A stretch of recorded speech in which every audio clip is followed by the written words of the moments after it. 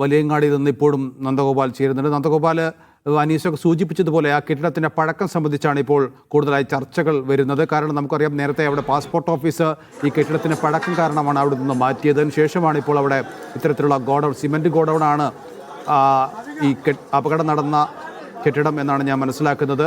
അങ്ങനെ ഈ തൊഴിലാളികളൊക്കെ എന്താണ് പറയുന്നത്? ഇങ്ങനെ ഒരു കെട്ടിടം ഇവിടെ പ്രവർത്തിക്കേണ്ടതായിരുന്നോ? ഇത് പൊളിച്ചു മാറ്റാനുള്ള നിർദ്ദേശം അധികൃതർ നൽകിയിരുന്നു എന്നുള്ളതാണ് പറ്റുന്നത്. അതായത് ഈ ഒരു കെട്ടിടം സംബന്ധിച്ച പരാതികൾ ഇവിടെയുള്ള തൊഴിലാളികൾ ഉണ്ടായിരുന്നു. ഇതിന് വലിയ തോതിൽ കാലപ്പഴക്കം സംഭവിച്ചു എന്നുള്ളതാണ് തൊഴിലാളികൾ പറയുന്നത്. ഈ ഭാഗത്തെ കൗൺസിലർ ഞാൻ പറഞ്ഞല്ലോ, ഇത് പരിശോധിച്ചുകൊണ്ട് കോർപ്പറേഷൻ അത്തരത്തിൽ സ്വീകരിച്ചിട്ടുണ്ടെങ്കിൽ അതെന്തുകൊണ്ട് എന്നുള്ളത് പരിശോധിക്കപ്പെടേണ്ടതാണ്. നിലവിൽ ഞാൻ മനസ്സിലാക്കി ബന്ധപ്പെട്ടുകൊണ്ട് നമ്മുടെ കൗൺസിലിലേക്ക് അത്തരത്തിലൊരു അജണ്ട ഇങ്ങനെ ബന്ധപ്പെട്ടിട്ട് എങ്ങനെയാണ് അങ്ങനെ ഒരു അനുമതി നൽകിയത് എന്നുള്ളത് അങ്ങനെ അനുമതി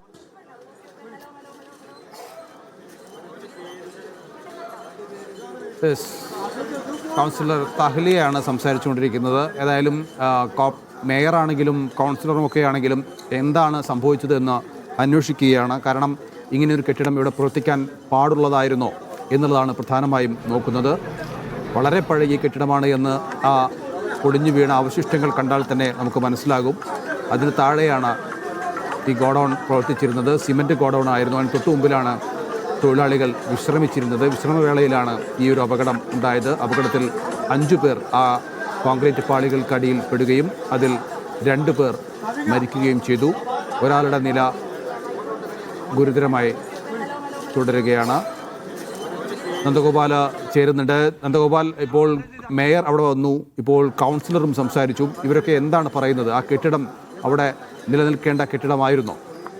വലിയൊരു വീഴ്ച സംഭവിച്ചു എന്നുള്ളത് പ്രതിപക്ഷ കൗൺസിലർമാർ തന്നെ വ്യക്തമാക്കുന്നുണ്ട്. ഇവിടെ ഈ കെട്ടിടം സംബന്ധിച്ച് നിരവധി പരാതികൾ നേരത്തെ തന്നെ ലഭിച്ചിട്ടുണ്ടായിരുന്നു. കാലപ്പഴക്കം തന്ന കെട്ടിടമാണ്. ഇവിടെ പ്രവർത്തിക്കാനുള്ള അനുമതി നൽകാനുള്ള ഒരു സാഹചര്യവും ഇല്ല. പക്ഷേ എങ്ങനെയാണ്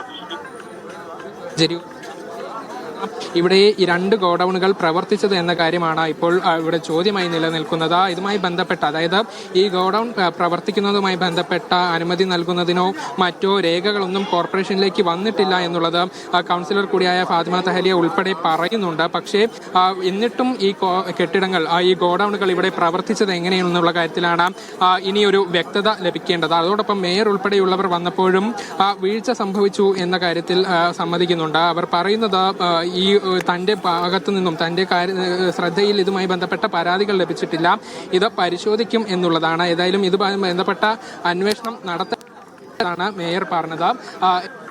വലിയൊരു കാര്യം, അല്ലെങ്കിൽ വളരെ വിചിത്രമായൊരു കാര്യം, ഇത്രയും പഴക്കം ചെന്ന കെട്ടിടത്തിൽ കുറച്ച് ദിവസം മുൻപ് മറ്റൊരു ഗോഡൌൺ പ്രവർത്തിക്കാനുള്ള അനുമതി കൂടെ ാണ്. നേരത്തെ നമ്മൾക്ക് നൽകിയ ആളുകളുടെ പ്രതികരണത്തിലൊക്കെ മനസ്സിലാക്കാൻ പറ്റുന്നത്, പലപ്പോഴായി ഈ കെട്ടിടത്തിന്റെ സീലിംഗ് ഉൾപ്പെടെ പൊളിഞ്ഞ് താഴേക്ക് വീണ പല ആളുകൾ ഇവിടെ നിന്നും ഓടുന്ന സാഹചര്യം ഉണ്ടായിട്ടുണ്ട്. അങ്ങനെയും പരിക്കിൽ നിന്നും പലരും പലപ്പോഴും ഭാഗ്യം കൊണ്ട് രക്ഷപ്പെടുന്ന ഒരു സാഹചര്യമാണ്. അങ്ങനെ പഴക്കം ചെന്ന ഒരു കെട്ടിടം, ഇവിടെയാണ് ഇത്രയും തൊഴിലാളികൾ ജോലി ചെയ്തിട്ടുണ്ടായിരുന്നത്.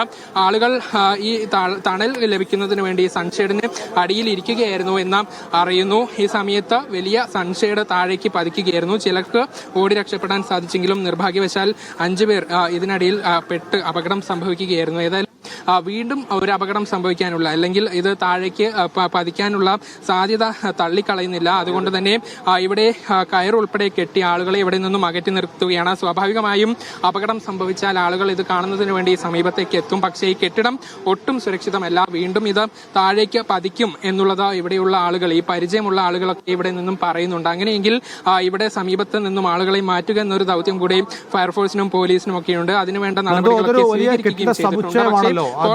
ഒരുപാട് സ്ഥാപനങ്ങൾ ഇപ്പോൾ പ്രവർത്തിക്കുന്നുണ്ടോ? ഇപ്പോൾ നമ്മൾ കണ്ടത് ഏകദേശം ഒരു 3-4 കടമുറിയുടെ മുന്നിലുള്ള സൺഷെയ്ഡാണ് താഴേക്ക് പതിച്ചിരിക്കുന്നത്.